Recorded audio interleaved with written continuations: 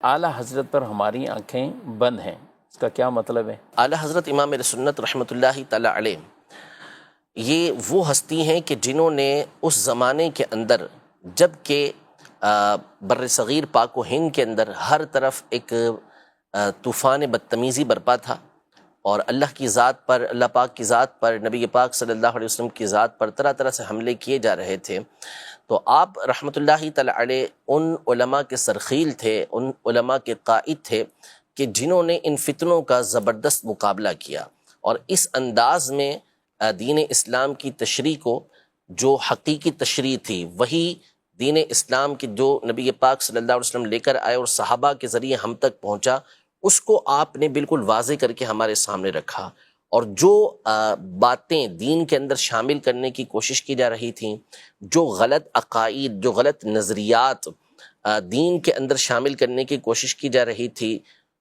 اولیاء پر، صحابہ پر، اہل بیت پر، انبیاء پر، حتیٰ کہ اللہ کی ذات پر جو اعتراضات کیے جا رہے تھے، ان کے بارے میں جس طرح کے غلط نظریات اور عقائد کو بیان کیا جا رہا تھا، ان تمام نظریات اور عقائد کا دلائل کے ساتھ آپ نے رد کیا۔ تو بالکل واضح طور پر اسلام کی صحیح تصویر کو امام اہل سنت الشاہ امام احمد رضا خان رحمۃ اللہ تعالی علیہ نے ہمارے سامنے پیش کیا۔ آپ نے کوئی نئی بات بیان نہیں کی، یعنی ایسی نہیں کہ جو ایسی صحابہ نہیں یا کہ جو دین آپ نے جو ہے اپنے طور پہ بیان کی ہو، اپنے انداز میں وہی باتیں کہ جو دین اسلام کی صحیح تشریح ہمیشہ سے علماء کرتے ہوئے آ رہے ہیں، اسی بات کو آپ نے بیان کیا، اور آپ کی ان تعلیمات کو، جو تعلیمات آپ بیان کرتے رہے، جو چیزیں آپ بیان کرتے رہے، اس کو اس زمانے کے علماء نے بھی ٹھیک۔ اور بعد کے علماء نے بھی تسلیم کیا۔ کبھی ایسا نہیں ہوا کہ بات تو کر سکتے ہیں، کوئی بات کرتا ہے کہ جی ہمیں اختلاف ہو سکتا ہے، یہ ہو سکتا ہے، لیکن کون سی بات کہ جس سے اختلاف کیا جائے گا، وہ بات بھی تو پیش کی جائے نا۔ جی تو امام اہل سنت رحمۃ اللہ تعالی علیہ نے جو باتیں کی ہیں وہ اپنی جانب سے کی ہی نہیں ہیں۔ آپ نے چاہے وہ عقائد کی بات میں تو کوئی کلام ہو ہی نہیں سکتا نا، بلکہ اختلافی مسائل جو ہوتے ہیں وہ تو فروعیات کے اندر ہوتے ہیں، فقہی مسائل کے اندر ہوتے ہیں۔ عقیدہ تو مسلمانوں کا متفق علیہ ہے۔ کون اس بات کے بارے میں گفتگو کر سکتا ہے کہ نبی پاک صلی اللہ تعالیٰ علیہ وسلم کے بعد کوئی دوسرا نبی آ سکتا ہے؟ تو جب اعلیٰ حضرت کے سامنے یہ بات کی گئی، اور اس زمانے کے اندر یہ فتنہ برپا کیا گیا کہ نبی پاک صلی اللہ علیہ وسلم کے بعد کوئی دوسرا نبی آ جائے تو نبی نبوت کے اوپر کوئی فرق نہیں پڑے گا، ختم نبوت پہ کوئی فرق نہیں پڑے گا، آ جاتا ہے، یعنی امکان کی بات کی گئی، تو امام اہل سنت رحمۃ اللہ تعالی علیہ نے اور دوسرے علماء نے دلائل کے دریا بہا دیے، تو اس سے کوئی انکار کر سکتا ہے؟ ہرگز نہیں کر سکتا۔ جو ختم نبوت کے حوالے سے یہ گفتگو بھی کرے کہ نبی پاک صلی اللہ علیہ وسلم کے بعد کسی دوسرے نبی کا آنا ممکن ہے، تو پھر اس صورت میں ظاہر ہے کہ مسلمان متفق ہو کر اس کا رد کریں گے، اس کو کفر قرار دیں گے، تو اس میں کیا اختلاف ہو سکتا یعنی یہاں امکان بھی نہیں ہے؟ امکان بھی نہیں۔ اسی طرح اللہ پاک کے لیے جھوٹ کو ماننا، ہے۔ اللہ پاک کی طرف جھوٹ کی نسبت کرنا، تو اب اگر کسی بھی مسلمان کے سامنے یہ بات کی جائے گی تو اس کا رد ہی کرے گا نا، اس کا جواب ہی دے گا، تو اس میں کس کا اختلاف ہو سکتا ہے؟ اسی طرح نعوذ باللہ کوئی شیطان اور ملک الموت کے علم کو نبی پاک صلی اللہ علیہ وسلم کے علم سے بڑھ کر بتائے، تو کون سا مسلمان اور خاص طور پہ کون سا عالم ہوگا جو اس کو کفر قرار نہیں دے گا؟ اس کو کفر ہی قرار دے گا۔ اسی طرح کوئی نبی پاک صلی اللہ علیہ وسلم کے علم غیب کے حوالے سے توہین والی بات کرے اور آپ کے علم کو طرح طرح کی غلط تشبیہات دے، تو پھر اس کے کفر ہونے میں کیا کون کلام کرے گا؟ کوئی کلام نہیں کرے گا۔ تو آپ رحمۃ اللہ تعالی علیہ نے جو دین کے اوپر باتیں اس طرح کی آ رہی تھیں، اس کی جامع تشریح کر کے ان چیزوں کا رد کیا۔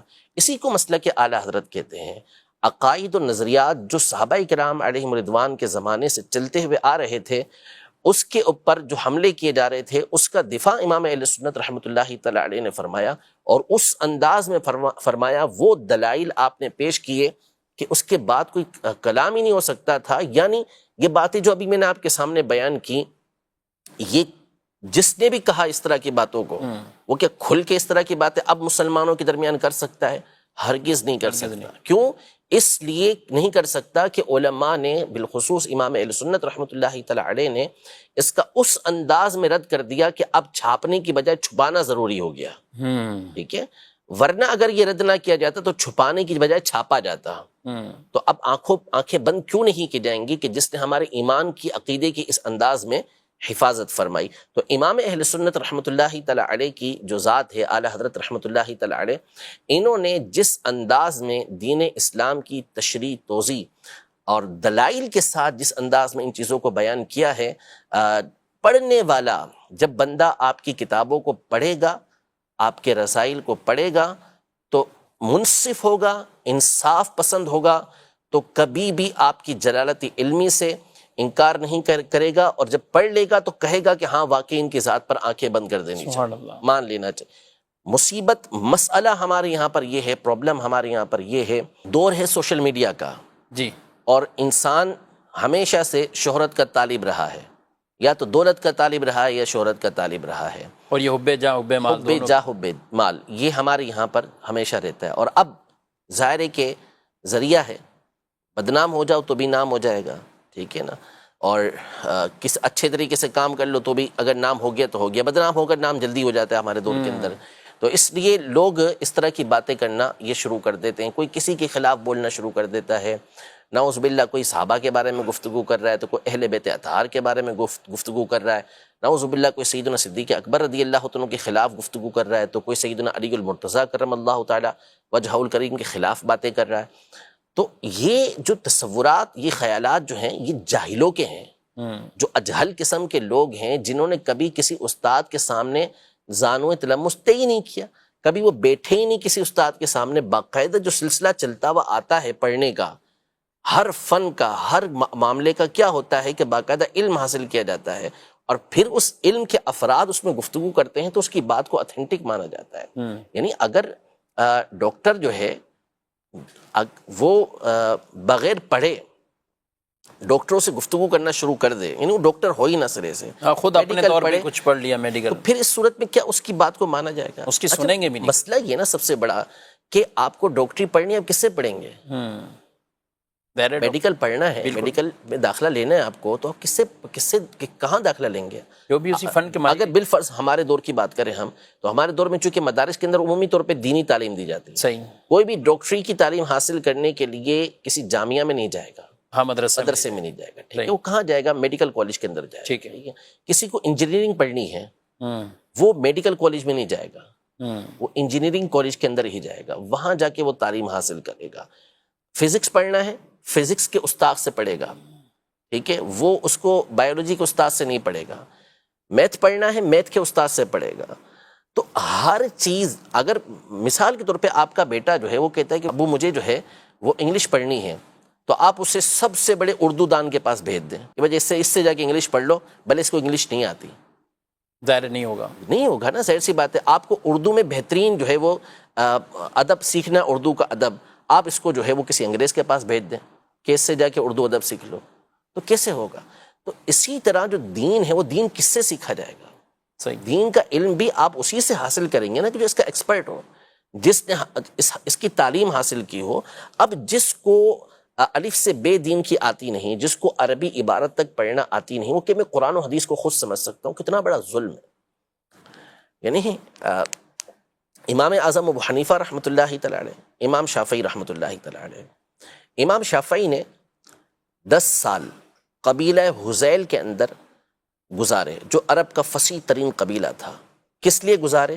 تاکہ عربی زبان کے اندر ایسی اعلی خود عربی ہیں، ایسی مہارت حاصل کر لیں کہ قرآن و حدیث کو صحیح طریقے سے سمجھ سکیں، جو اس کے معانی اور مفاہیم ہے اس کو صحیح طریقے سے سمجھ سکیں.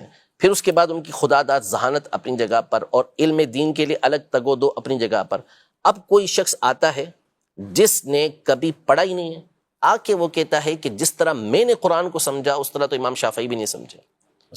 کیسے کہیں گے اس بات کو؟ کیسے تسلیم کریں گے آپ کی بات؟ یعنی آپ بڑے بڑے جو فلاسفر ہیں ان کے مقابلے میں آپ ہماری بات کو تسلیم نہیں کریں گے. اگر ہم کوئی حکمت والی بات کہیں تو نہیں، اس کی بات معتبر ہے زیادہ. وائی؟ کیوں؟ اس لیے کہ وہ اس کا فن ہے، آپ اس کی بات کو تسلیم کر رہے ہیں، ہماری بات کو تسلیم نہیں کریں گے. کیوں؟ اس لیے کہ آپ کا یہ کام نہیں ہے. میں میڈیکل کی کوئی بات آپ کو بتا دوں، میں ڈاکٹری کی کوئی بات آپ کو بتا دوں، انجینئرنگ کی کوئی بات آپ کو بتا دوں، جو میں نے اس کتاب سے پڑھ لی اس کتاب سے پڑھ لی، تو میری بات تسلیم نہیں ہے. اس کی بات کیوں تسلیم ہے؟ اگر میں نے ابتدائی تعلیم حاصل کر لی چلے اس کی میڈیکل کی، تو بھی میری بات ویسی معتبر نہیں جیسے کہ 50 سال پرانے ڈاکٹر کی بات معتبر ہے. بالکل کیوں؟ اس لیے کہ اس کا تجربہ ہو چکا، وہ مجھ سے زیادہ پڑھ چکا. لیکن جہاں دین کی بات آتی ہے تو ہماری آنکھیں پتہ نہیں بند ہونے کی بجائے اور زیادہ عجیب سی ہو جاتی ہیں.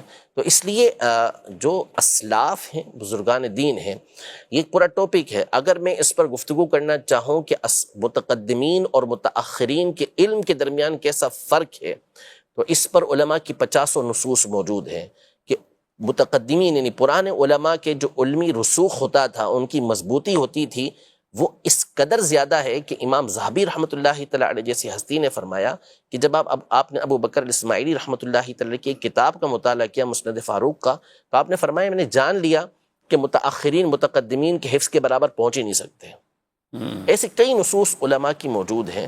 تو اس لیے ہمیشہ اپنے بزرگوں کا دامن تھام کے رکھیں، اسلاف کا دامن تھام کے رکھیں. ہمیں کہا گیا اہدنا الصراط المستقیم، ہمیں سیدھے راستے پر چلا. صراط الذین انعمت علیہم، راستہ ان کا جس پر تو نے انعام کیا، اور وہ انبیاء، شہداء، صدیقین، صالحین، نیک لوگ ہیں، پارسا لوگ ہیں.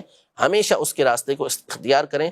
فرمایا وَمَن يَتَّبِعْ غَيْرَ سَبِيلِ الْمُؤْمِنِينَ نُوَلِّهِ مَا تَوَلَّى وَنُصْلِهِ جَهَنَّمَ، کہ جو مسلمانوں کے راستے کے علاوہ کوئی اور راستہ اختیار کرے گا، ہم اس کو اسی طرف پھیر دیں گے اور اس کو جہنم کے اندر داخل کر دیں گے.